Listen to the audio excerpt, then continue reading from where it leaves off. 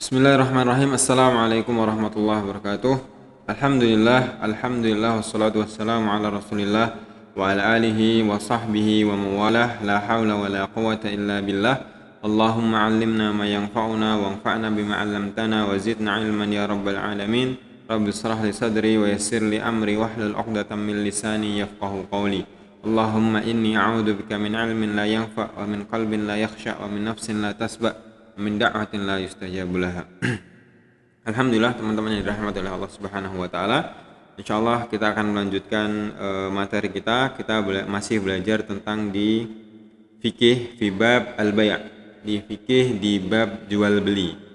Ya, kemarin sudah Ustaz jelaskan tentang definisi jual beli. Jual beli adalah tukar menukar barang dengan uang ataupun alat tukar yang lainnya yang disertai dengan ijab dan qabul yang diatur sesuai syariat Islam. Kemudian jual beli hukum aslinya adalah boleh. Wa halallahu al-bai'a wa harrama riba. Allah menghalalkan jual beli dan Allah mengharamkan riba.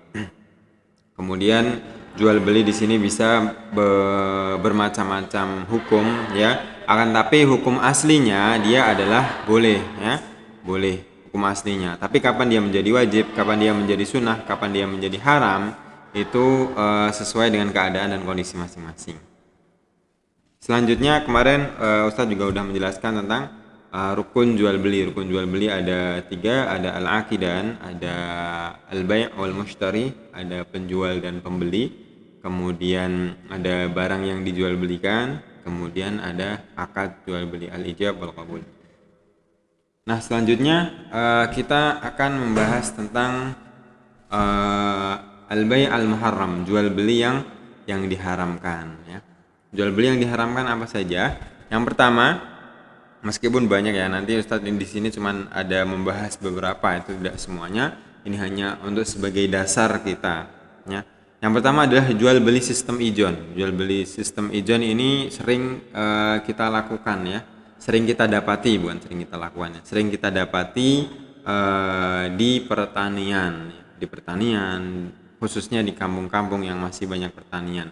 Nah, jual beli sistem ijon ini adalah jual beli buah atau hasil panen yang belum nampak hasilnya.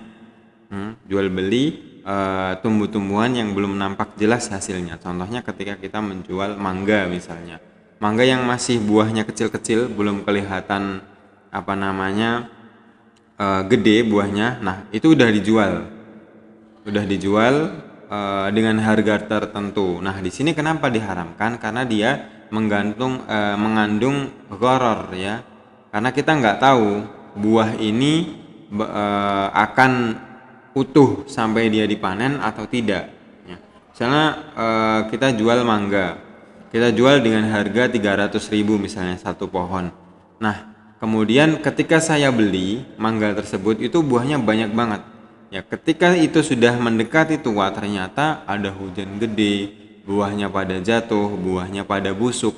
Nah ini kan menimbulkan kerugian. Nah ini dalam Islam tidak diperbolehkan. Ini namanya jual beli sistem ijon. Jual beli kayak misalnya kalau nggak mangga, padi ya, yang sering kita dapati. Kita jual beli padi yang baru keluar dari batangnya itu.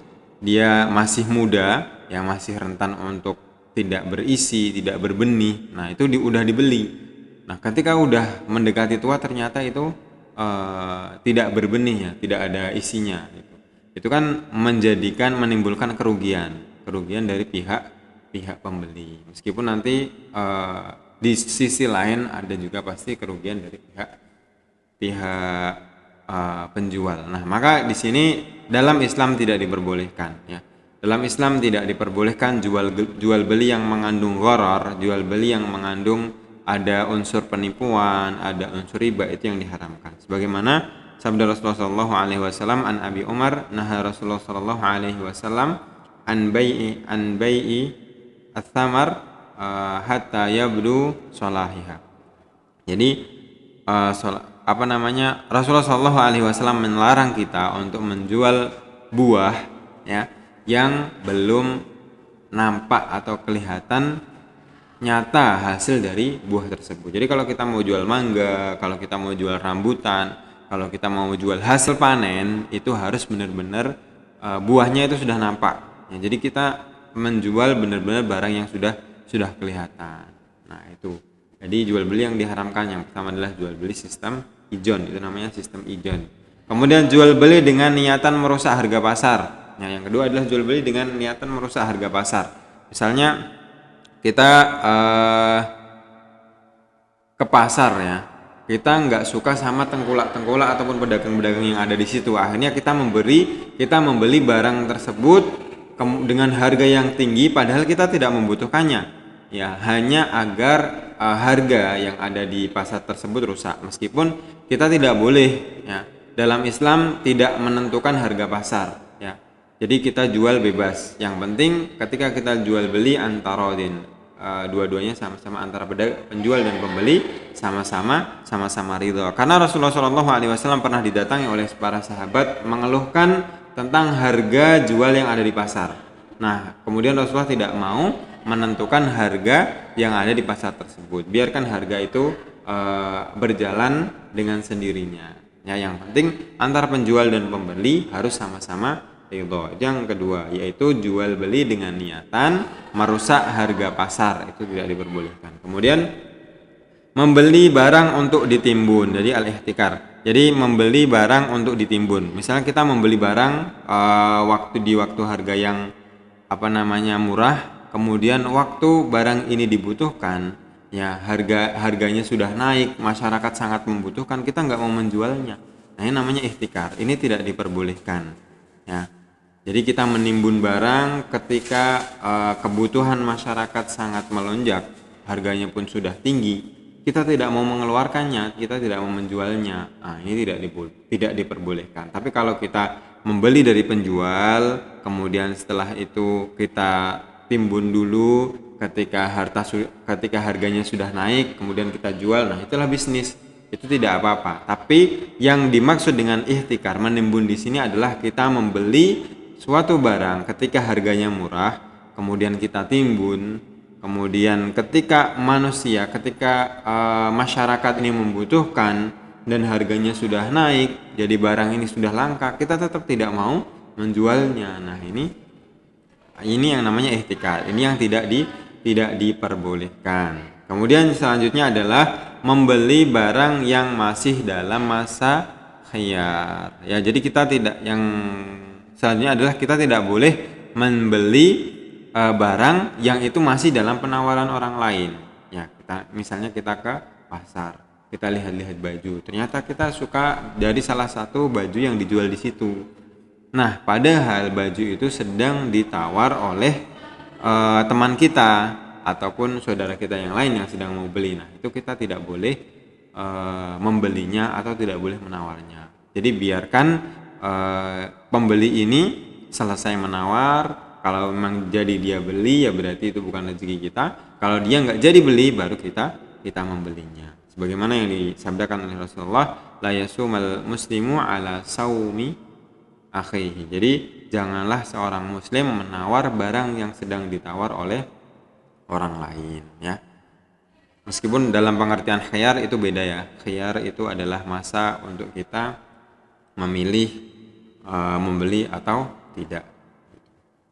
Kemudian jual beli talaqi rukban. Talaqi rukban itu seperti kalau di dalam hadisnya disampaikan bahwasannya talaqi rukban itu misalnya ada orang dari badui, orang dari kampung, ya. Orang dari kampung, dia membawa hasil panennya, dia membawa hasil ternaknya, dibawa ke kota, dibawa ke pasar untuk dijual, ya, untuk dijual. Tapi ternyata di jalan dicegat oleh tengkulak-tengkulak yang membeli barang ataupun hasil panen tersebut dengan harga sangat murah, ya, jauh dari harga pasar yang ada. Dengan harga yang sangat murah, jauh dari harga pasar yang ada. Nah, ini sama dengan seperti masuk dalam kategori gharar ataupun menipu. Ini tidak diperbolehkan, ya. Jadi kita harus membelinya harus sesuai dengan yang harga yang ada di situ, gitu. Tidak boleh kita membohongi, ya. Itu tidak diperbolehkan. Itu namanya jual beli talaqi rukban. Kita mencegat orang-orang yang datang dari kampung yang mau menjual barangnya, hasil panen atau hasil ternaknya ke pasar. Nah, kita cegat di jalan. Sebelum nyampe pasarnya kita cegat. Kemudian kita beli dengan harga yang murah jauh dari harga yang ada di pasar. Nah, dalam keadaan orang yang dari kampung ini nggak tahu harga, jadi kita bohongin dia. Oh ini misalnya bawa padi ini sekilo cuman 500 rupiah, padahal aslinya kan sekilo mungkin 5.000. Ini cuma 500 rupiah nih. Ya udah ini saya beli segini ya. Nah seperti itu. Nah ini tidak diperbolehkan. Ya. Kemudian menjual barang yang dimanfaatkan untuk maksiat, ya itu tidak diperbolehkan. Menjual barang yang digunakan dimanfaatkan untuk maksiat. Misalnya kita menjual anggur kan itu kalau diolah itu dia bisa menjadi minuman keras. Nah kalau misalnya kita adalah petani anggur, kita tahu orang yang mau membeli, syaratnya kita tahu ya, kita tahu orang yang mau membeli ini dia akan mengolah anggur ini menjadi minuman keras. Nah ini bagi kita yang mempunyai anggur, itu kalau kita tahu bahwasanya yang membeli ini akan menggunakan anggurnya untuk dijadikan sebagai minuman keras, maka haram bagi kita untuk menjualnya. Tapi kalau kita nggak tahu, kita tahunya dia akan menjual buah ini di pasar seperti layaknya pedagang-pedagang yang lainnya, ya itu nggak masalah. Yang penting kalau kita tahu barang yang akan kita jual itu akan digunakan untuk dalam kemaksiatan, nah ini tidak diperbolehkan. Kita tidak boleh menjualnya. Kemudian selanjutnya, jual beli anak binatang ternak yang masih dalam kandungan. Nah ini juga sering kita dapati ya, kalau di kampung itu menjual sapi yang anaknya masih dalam kandungannya itu dijual. Ya, misalnya Ustadz punya sapi, nah sapinya ini lagi hamil ya, lagi mengandung anak gitu kan. Kemudian saya jual anak yang ada dalam kandungan sapi ini dengan harga 1 juta misalnya. 1 juta, ya udah saya beli. Nah ini tidak diperbolehkan. Kenapa? Karena kita nggak tahu bagaimana keadaan sapi yang ada di dalam. Bisa jadi sapi nanti keluar dalam keadaan cacat atau bahkan dalam keadaan sudah mati itu, atau dalam keadaan gede misalnya bagus banget, akhirnya yang jual nyesal. Nah ini terjadi gharar di dalamnya, tidak ada kejelasan pada barang tersebut, maka ini diharamkan, ini tidak diperbolehkan. Kemudian jual beli sperma binatang jantan. Nah ini banyak terjadi ya, misalnya kalau untuk sapi lagi nih ya, kalau untuk sapi misalnya atau kuda, kadang kan kita membeli ya. Tapi kalau untuk sekedar mengganti uang makan itu boleh ya, mengganti uang makan itu boleh. Kalau untuk menjual itu tidak diperbolehkan ya. Biasanya kalau orang ternak sapi kalau di kampung itu kan biasanya ternaknya betina biar dia beranak gitu ya, biar dia beranak berkembang menjadi banyak. Nah untuk mengawinkan sapi ini kita kan butuh sapi jantan. Nah itu kalau kita beli spermanya atau ada orang jual beli sperma binatang jantan ini, nah itu tidak diperbolehkan. Tapi kalau misalnya kita datang ke petani atau peternak yang mempunyai sapi jantan, kemudian kita kawinkan sapi betina kita dengan sapi jantan orang tersebut, nah untuk ganti jasanya, terima kasih, itu mungkin kita ngasih rumput atau kita ngasih harga seharga rumput untuk makan binatang tersebut, itu insya Allah tidak apa-apa. Kemudian jual beli najis, miras, babi, bangkai dan sebagainya. Jadi jual beli benda najis itu diharamkan ya. Jual beli benda najis itu tidak diperbolehkan. Ya. Kemudian jual beli minuman keras yang sudah pasti diharamkan itu tidak boleh. Jual beli daging babi, jual beli anjing itu tidak diperbolehkan. Jual beli bangkai itu juga tidak diperbolehkan. Ya. Yang sudah jelas-jelas nampak itu tidak diperbolehkan untuk jual beli ya, yang sudah jelas-jelas diharamkan oleh Allah Subhanahu wa taala kayak miras, babi, itu tidak boleh kita melakukan transaksi jual beli untuknya. Jual beli yang mengandung gharar dan maisir. Gharar itu adalah seperti penipuan, kemudian maisir itu adalah perjudian, seperti perjudian. Kayak kita misalnya lotre, ya, kita membeli lotre dengan harga yang di luar dari harga barang tersebut. Itu tidak diperbolehkan. Ya, misalnya kayak kita jual beli lotre, kita beli lotre dengan harga yang sangat mahal, hanya untuk mendapatkan hadiah. Nah, ini tidak diperbolehkan. Nah, misalnya kayak kita beli lotre yang cuman kertas, ya, kertas yang nanti hadiahnya bisa rokok, bisa TV misalnya. Nah, harga kertas ini, lotre ini seharga 20.000. Kita cuman beli kertasnya aja nih, kertas petikan itu kan, kemudian dilihat nomornya. Kalau ada nomornya dapat hadiah, kalau nggak ada ya nggak dapat. Nah, ini namanya jual beli maisir. Ini tidak diperbolehkan.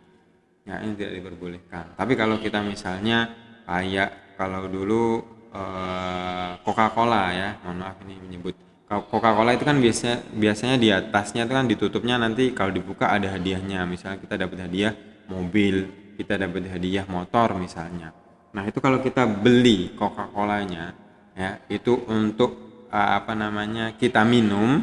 Kemudian kalau misalnya kita dapat hadiahnya itu hanya bonus untuk hadiah, ya itu nggak apa-apa. Tapi kalau kita niatnya untuk agar mendapat hadiah, jadi kita beli banyak, hanya kita buka tutupnya untuk agar dapat hadiah aja, nah itu tidak diperbolehkan. Itu masuk dalam kategori maisir. Ya, kita membeli sesuatu yang tidak kita butuhkan. Nah, di sini firman Allah Subhanahu wa taala menyebutkan wailul lil mutaffifin alladzina idza kalu 'alan nasi yastawfun wa idza kaluhum aw wazanuhum yukhsirun. Nah, ini orang-orang yang enggak mau rugi, ya. Wailul lil mutaffifin, kata Allah, celakalah bagi orang yang mutaffifin, yang bermain dalam timbangan, ya, curang dalam timbangan. Jadi ketika dia beli alladzina idza kalu 'alan nasi yastawfun. Jadi kalau dia beli, dia minta takarannya itu dipaskan, dilebihkan malahan, ya. Tapi kalau dia jual, itu takarannya dikurangi. Nah, ini tidak diperbolehkan. Jadi masih banyak lagi jual beli yang haram yang harus kita ketahui. Tapi untuk sementara cukup ini saja sebagai bekal kita untuk jual beli yang diharamkan. Nah, hikmah dari jual beli. Hikmah dari jual beli adalah sebagai sarana yang mudah untuk bergaul dengan masyarakat luas, ya. Ini kalau dalam sejarah kita pernah dengar masuknya Islam ke Indonesia itu melalui perdagangan. Nah, ini salah satu wasilah buat kita untuk berdakwah bisa, untuk bergaul, untuk berbaur dengan masyarakat juga bisa. Itu hikmahnya. Kemudian sebagai usaha untuk mencari rizki. Nah, ini rizki 10% pintu rezeki. 10 pintu rezeki itu ada di 10 pintu rezeki itu yang 9 dari 10 pintu itu ada di perdagangan, ya. Satunya dibagi-bagi dari pintu yang lainnya. Maka berdagang ini sangat prospek sekali untuk mencari rezeki. Rasulullah Shallallahu Alaihi Wasallam juga mempraktekkan. Jadi berdagang itu sunnah, karena Rasulullah Shallallahu Alaihi Wasallam dari kecilnya, ya, sampai beliau remaja, sampai beliau sudah berdakwah pun beliau tidak meninggalkan perdagangan. Jadi nggak apa-apa kita berdagang, tapi dengan cara berdagang yang jujur tentunya. At-tujar as-saduqa ma'al anbiya'i wassalihin, ya. Jadi pedagang yang jujur nanti di akhirat akan digabungkan oleh Allah Subhanahu wa taala bersama orang-orang soleh, bersama para nabi. Nah, kemudian yang ketiga, menghindarkan diri dari perbuatan riba, ya. Jadi kalau kita jual belinya dengan cara Islam sesuai yang ajarkan oleh syariat, itu kan kita pasti menghindari riba. Karena innamal bai'u mithlu riba, jual beli itu mirip-mirip dengan riba. Jadi ketika kita ingin berdagang, ketika kita ingin berbisnis, kita harus benar-benar hati-hati. Kita harus benar-benar mempelajari mana yang riba, mana yang diperbolehkan. Kemudian melatih kejujuran. Kita dilatih oleh Allah Subhanahu wa taala untuk jujur, ya, dalam jual beli, ya. Seorang penjual yang muslim, yang jujur, dia akan mendapatkan pahala yang luar biasa di sisi Allah Subhanahu wa taala. Al-bai'ani bil khiyari ma lam yatafarraqa. Aw qala hatta yatafarraqa fa in sadaqa wa bayyana burika lahuma fi bai'ihima wa in katama wa kadzaba muhiqqat barakatu bai'ihima. Nah, berkah yang akan timbul dalam perdagangan, dalam jual beli itu harus dilandasi dengan jujur. Kita sebutkan ketika benda yang akan kita jual mempunyai aib, ya kita sebutkan aibnya. Kita sebutkan yang kita ketahui, misalnya kita mau jual motor, oh ternyata tutup pentilnya hilang, kemudian olinya sudah lama, kemudian tarikannya agak kurang enak misalnya, itu kita harus jujur, harus kita sebutkan. Nah, ini melatih kejujuran, hikmah dari jual beli. Kemudian melatih disiplin dan berhati-hatinya. Kita sebagai seorang pembisnis muslim itu tetap harus disiplin dengan waktunya sholat ya sholat, waktunya jualan, kemudian berhati-hati ya. Kalau kita nggak berhati-hati, nggak disiplin, ya bubar, nggak selesai bisnisnya. Nah, bisnisnya nggak akan berkembang. Nah, maka dari itu ini menjadi bekal buat kita, karena kita nggak pernah bisa lepas dari yang namanya muamalah, dari yang namanya jual beli. Jadi kalau kita jual atau beli, kita harus sesuai dengan yang dituntunkan oleh syariat Islam. Kita menghindari riba, kita menghindari gharar, kita menghindari maisir, dan kita mencari keberkahan dalam jual beli, baik itu ketika dalam kita mencari rizki atau ketika kita membeli suatu barang.